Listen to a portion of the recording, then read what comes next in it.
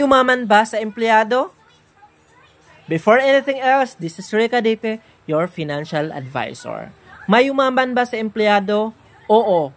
May mga tao sa Pilipinas na yumaman gamit ang kanilang sweldo. Ngunit karaniwan, ang mabilis na pagyaman ay nangyayari kapag ang kita mula sa trabaho ay pinagsama sa mga karagdagang pinagkakakitaan. Kung paano kumita ng malaki gamit ang iyong sweldo? Una, pagtaas ng kita sa pamamagitan ng freelancing o online jobs. Maraming mga Pilipino ang kumikita ng karagdagang 20,000 hanggang 80,000 kada buwan sa pamamagitan ng freelancing.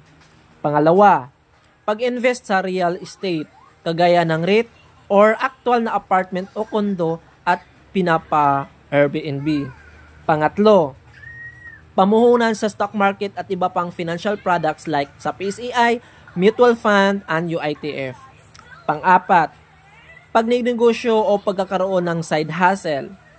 Pang-lima, pagbuo ng passive income kagaya ng mga Philippine stock na nagbibigay ng dividendo.